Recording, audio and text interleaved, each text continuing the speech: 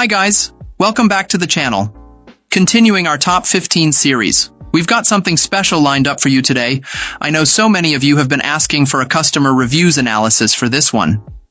Well, we're finally doing it. But before we get into that, don't forget to check this exclusive discount for it. You can find the link in both the video description and the top comment below. Now, let's not waste any more time and jump right into the details. So I recently got a new monitor, and I've had some interesting experiences with it. Initially, I was really pleased. The image quality was excellent, comparable to other high-end IPS panels I own. The colors were accurate right out of the box. No noticeable green tint like I've seen on some other brands, and the grayscale reproduction was surprisingly neutral. I was so impressed, I actually bought a second one. However, the second unit was a completely different story. The backlighting was inconsistent, the colors were off, and there was significant backlight bleed. This was a major disappointment. I initiated a replacement, hoping it was just a fluke. The third monitor, though it arrived with a calibration sheet that looked a bit less than perfect, actually turned out to be just as good as the first one. Perfectly even backlighting, no bleed, flawless. It made me wonder if the problem with the second monitor was due to damage during shipping, as its packaging was noticeably worse than the other two. For reference, I've used a number of other monitors, some high refresh rate gaming displays, and even an OLED laptop screen. This monitor obviously doesn't match the OLED's contrast, but it's definitely on par with the other high-quality IPS panels I have. It handles motion surprisingly well for a 60Hz display.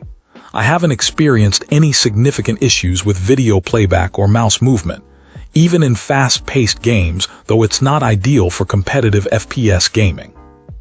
One minor quirk I've noticed is a high-pitched whine from the power supply on the second monitor whenever a USB device is plugged in. It's not overwhelmingly loud, but it's noticeable. It's something I might address down the line, but for now, it's not a deal-breaker. Another plus is the built-in headphone amp. It's not a replacement for a dedicated desktop solution, but it's definitely more than adequate for casual listening.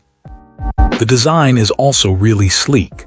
The bezels are impressively thin, and the overall build quality feels very solid.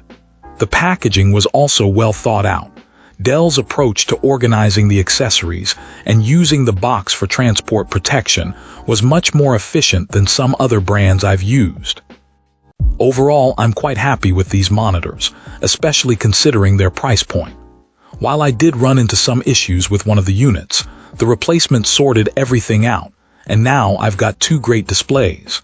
They're perfect for everyday use, video editing, and even casual gaming, although they're not geared towards high refresh rate competitive gaming. I'd certainly recommend them to anyone looking for a solid, versatile, and well-priced monitor.